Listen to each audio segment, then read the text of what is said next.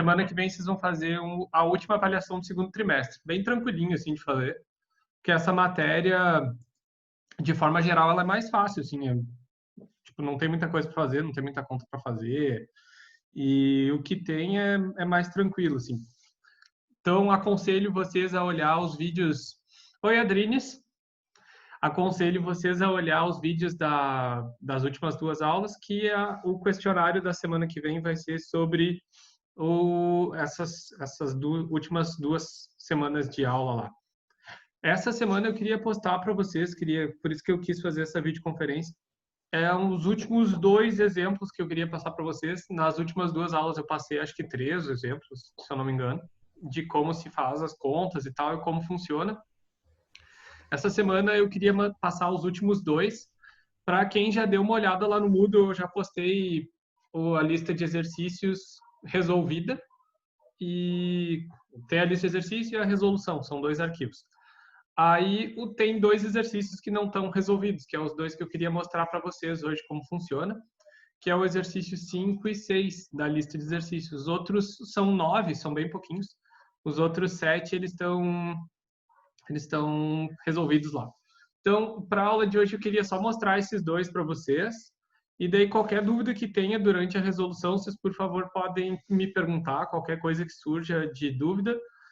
Uma coisa que eu tenho notado na turma de vocês é que alguns de vocês fazem a prova muito rápido, assim, os questionários assim, em 14 minutos.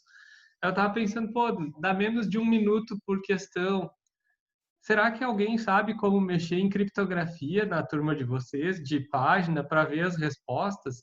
Eu imagino que não, mas nunca é impossível, não é impossível, porque é muito rápido. A pessoa tem que estar muito decorada na matéria para responder em 14 questões em 14 minutos.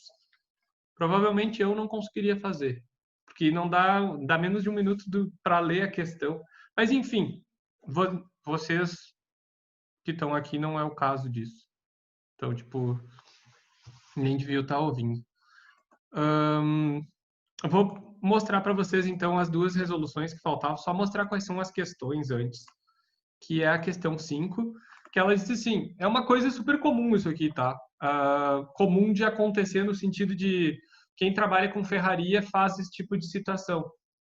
A questão 5 diz assim, eu vou copiar ela para o outro negócio, daí fica mais fácil de resolver.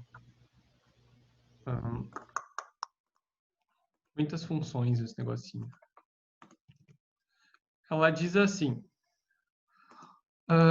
um ferreiro aquece uma ferradura de massa 300 gramas e em seguida resfria num balde d'água contendo 5 litros de água. 5 litros é a mesma coisa que 5.000 gramas, porque 1 litro de água, só para vocês lembrarem, não sei se vocês já viram isso, né? 1 litro de... Oh, merda. 1 litro de água é a mesma coisa que 1 quilo de água. 1 litro de água é a mesma coisa que 1 quilograma de água, e 1 quilograma é a mesma coisa que 1.000 gramas. Por isso que está ali já 5.000 gramas de água. Por causa dessa relação. 1 litro é 1 quilograma. Provavelmente vocês devem ter visto isso em química no início do ano passado, que tem nas primeiras, se eu não me engano, está pela página 20 do livro de química de vocês, tem essa relação lá. Aparece um desenho que mostra 1 quilo e várias caixinhas. Eu sei porque eu tenho o livro, porque eu dei aula de química ano passado. Ou retrasado. Então, o que ele quer saber aqui? Após o equilíbrio térmico, a ferradura e a água, verifique-se que a temperatura do conjunto é de 30 graus. Determine. Faltou o quê, né?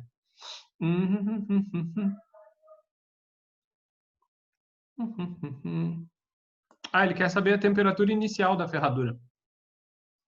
Ele resfria ela. Aqui está a temperatura final, inicial da água, e aqui a final dos 2. Então, vamos anotar essas... Então, o que tem que fazer, tá? Nesse tipo de exercício, é chamado de troca de calor, porque todo o calor que um recebe é dado pelo outro. Então, o que a gente tem aqui? Fazer de azul. Eu ouvi falar que tu fica falando mal de mim, que história é essa? Nossa senhora, se eu tivesse que falar mal de ti, ia levar uma aula toda, daí não tinha como, né? Faz, por favor.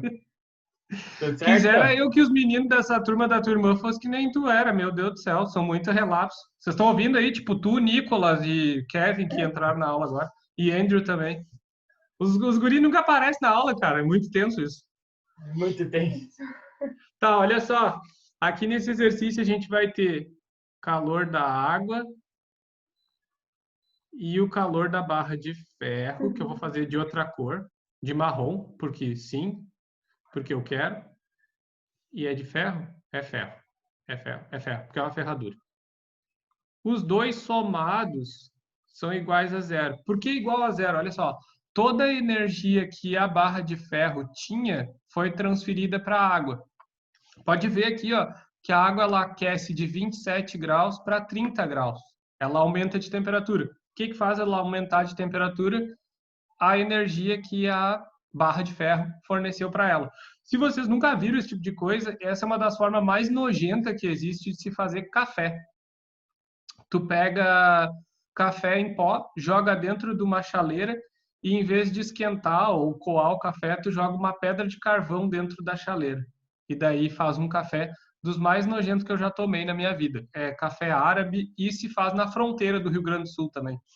É uma forma de fazer café bem antiga, porque os caras normalmente não tinham como esquentar a água direito. Daí os caras faziam desse jeito. Então, o que a gente tem que usar aqui? Só tem, tipo, duas fórmulas para a gente usar. Como não tem mudança de estado físico, a gente vai usar o calor específico. Então, a massa da água vezes o Czinho da água vezes a variação de temperatura da água.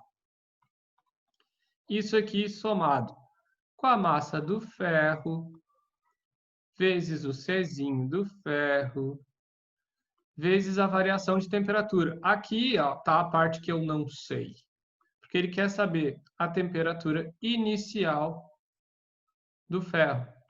Lembrando que, vamos escrever aqui de, sei lá, roxo, rosa, roxo. Variação de temperatura é a mesma coisa que temperatura final menos a temperatura inicial. Dito isto, é só substituir os valores ali bonitinho, ó. Massa da água, 5.000. Czinho da água, constante de calor específico, 1. Variação de temperatura da água, 3 graus. Que ela passa de 27 para 30, ela aquece. Aqui a gente tem depois somado a massa do ferro, que é 300. O Czinho do ferro, que é 0,11.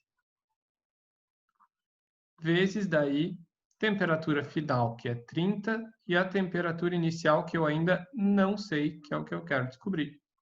Isso tudo igual a zero. Aí a gente sabe que essa parte aqui dá 15.000. Se vocês verem um número muito estranho, vocês podem falar, porque eu estou fazendo de cabeça, tá?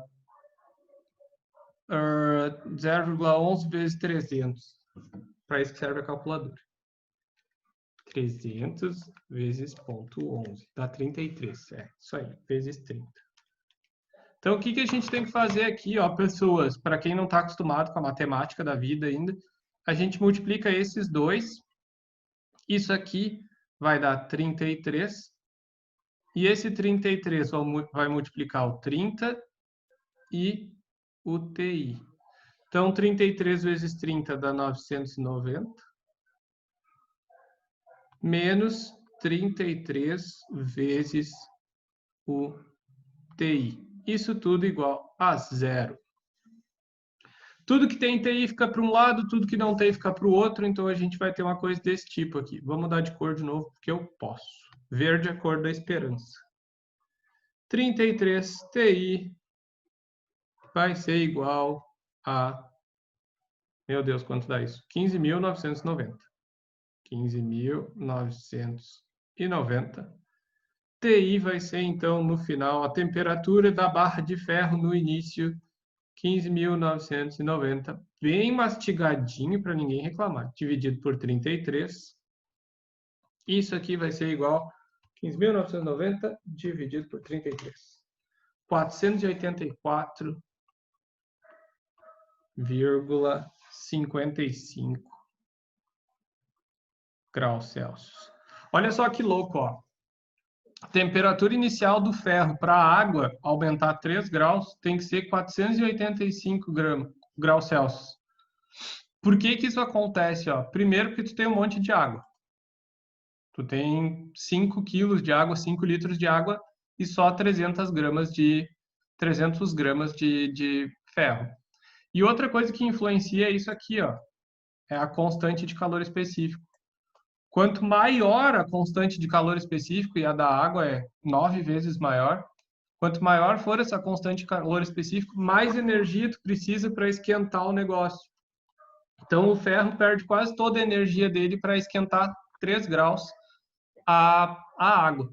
Então, esse é o primeiro exercício que eu queria mostrar para vocês, que é o exercício 5. Não sei, esse tipo de exercício ele é relativamente simples, assim, não tem muito para onde ir. É só entender aqui, ó, que tudo de energia que o ferro perder vai ser ganho pela água e vai ser usado para esquentar a água. Consequentemente, se o ferro perder energia, ele esfria. Então, não tem muito mais o que fazer nesse sentido, nesse tipo de exercício não é tão complicado, assim, é só lembrar que tem duas fórmulas, né? Calor específico, que é essa aqui que a gente usou agora, que macete para todo o cursinho pré-vestibular, e a calor latente ou calor de transformação, que é massa vezes a constante. Isso é uma constante, isso é uma constante. Cada elemento, cada material tem a sua constante, o seu valorzinho, daí muda de cada um para cada um. Dito isto, a gente vem aqui, limpa tudo, e eu vou mostrar para vocês a outra questão que eu queria que vocês tivessem pronta, que não